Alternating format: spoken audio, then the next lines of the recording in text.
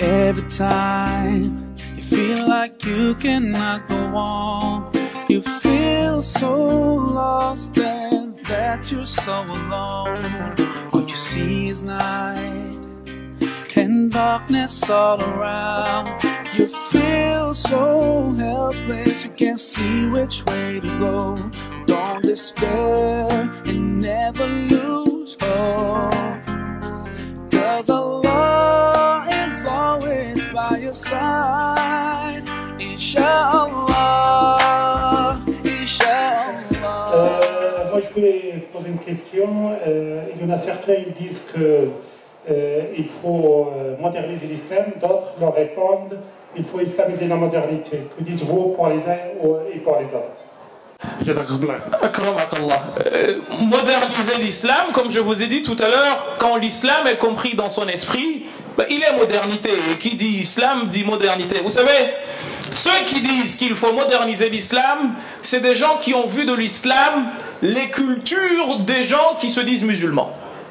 Et qui ne font du coup pas le distinguo entre ce qui relève de l'islamité de ce qui relève de l'arabité. L'arabité est une chose et l'islamité en est une autre. Quand on confond les deux, là on est complètement à côté de la plaque. Quand on confond islamité et arabité, c'est qu'on ne sait pas du tout ce qu'on veut. Arabité, c'est une chose. Il y a Awaïd al-Arab, il y a les traditions des Arabes, que l'islam est venu combattre de la manière la plus lourde qui soit. Quand on entend ceux qui disent ce discours, eh bien ils te disent oui mais regarde la femme, la condition de la femme en islam. Mes chères sœurs qui êtes là, wallahi, vous pouvez défier n'importe qui au monde. Aucune législation au monde n'a garanti autant de droits à la femme que l'islam. Le problème qui se pose, c'est que les sœurs ne sont pas au courant de leurs droits. Et les hommes en profitent. Car comme dit Rousseau, nul n'est censé ignorer la loi. Ceux qui en profitent ne vont pas dire aux personnes qui leur servent de ah ben viens, en fait je vais te donner. On a toujours besoin d'un plus petit que soi, disaient Jean de La Fontaine dans les fables, n'est-ce pas? Et bien on en profite jusqu'à ce que vous disiez stop. Tant que vous ne direz pas stop. Et comment vous le ferez, chères sœurs? En apprenant vos droits. En apprenant quoi? Vos droits. Quand le prophète sallam disait An-nisa ou shaqa'iqur rijal, c'était pas pour faire jojo. C'était pour que nous comprenions en effet que nous sommes égaux devant Allah subhanahu wa ta'ala. Et que chacun de nous aura à répondre de ses actes. Le mari ne répondra pas des actes de la femme, à la fikra.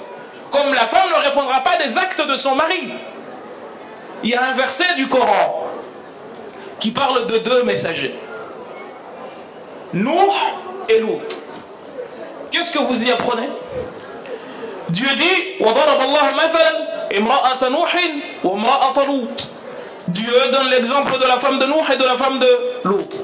كَانَتَا تَحْتَ عَبِدَيْنِ مِنْ عِبَادِنَا صَالِحَيْنِ فَخَانَتَاهُمَا. يا سلام.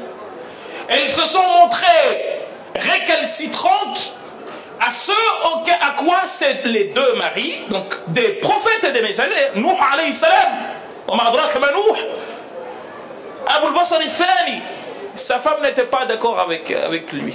Elle appelait à autre chose que ce à quoi Nuh alayhi salam appelait. Mais est-ce que Nuh, il nous a été dit dans le Coran qu'il l'a prise et qu'il l'a battue à mort? Est-ce que Nuh alayhi salam a été lui dire si tu ne fais pas je fais telle chose? Il l'a appelé. Pourquoi? Parce que le rôle d'un prophète, c'est la transmission. Donc ceux qui disent que l'islam doit être modernisé, c'est des gens qui le voient mais sous le versant des cultures. Mais l'islam en tant que tel, wallahi, il est largement en avance par rapport à tout ce que tout le monde connaît. Et on peut mettre au défi n'importe qui. Parce que ces gens-là, à chaque fois qu'on a eu affaire à eux, ils confondent la culture arabo-musulmane de la religion musulmane. Alors que c'est deux choses qui, la plupart du temps, sont diamétralement opposées. Donc si oui, la personne qui dit il faut qu'on modernise l'islam, c'est quelqu'un qui ne connaît pas l'islam et qui le connaît sous le versant de la culture arabe. Et là, oui, je peux être d'accord en effet. Mais celui qui connaît l'islam véritablement, l'islam qui est venu donner un coup de pied dans la fourmilière pour faire de la femme, chère sœur, wallahi. Une fois, pour terminer, on avait une conférence dans une salle comme celle-là et on est rentré. Il y avait une vieille dame qui était de confession peut-être chrétienne, ou en tout cas, ou peut-être sans confession, je ne m'en souviens pas, et qui était assise. Et le sujet portait justement sur les droits de la femme en islam ou quelque chose comme cela. Et à un moment donné, quand on a fini, elle a pris la parole et elle m'a interpellé, elle m'a dit « C'est à vous que je m'adresse en premier ». Je dis « Khairun incha'Allah ». Elle me dit « Vous dites, vous parlez de l'islam, vous dites ceci et cela. Je vais vous dire une chose, c'est nous qui ne voulons pas de l'islam ». Je lui ai dit « Ah bon ?» Elle me dit « Quand je dis nous, c'est pas moi en tant que personne, non, non, non, c'est les autres. Parce qu'on est hypocrite avec vous. » Je lui ai demandé, mais en quoi?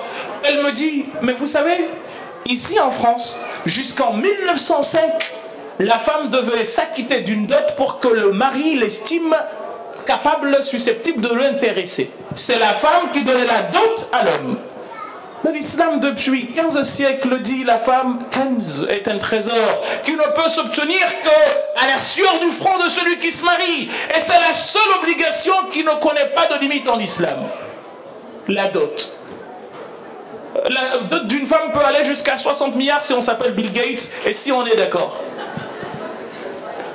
La femme, ce qui est à elle est à elle. Et ce qui est à son mari a le droit également d'aller le prendre. Ce qui est à elle est à elle et ce qui est pour moi est à elle également. Et des choses comme ça, on pourrait vous en donner des tonnes.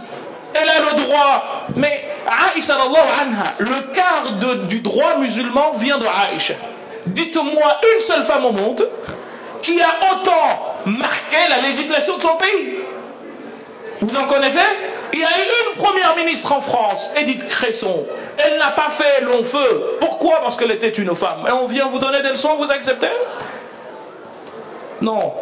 L'islam doit moderniser le monde. Ou plutôt, le monde, pour se moderniser, devrait s'islamiser, pas l'inverse. Salam alaikum. Inshallah, you'll find your way. Inshallah, inshallah, inshallah, you'll find your way. Every time you commit one more mistake, you feel you can't repent and that it's way too late. You're so confused, wrong decisions you have made haunt your mind and your heart is full of shame. But don't despair,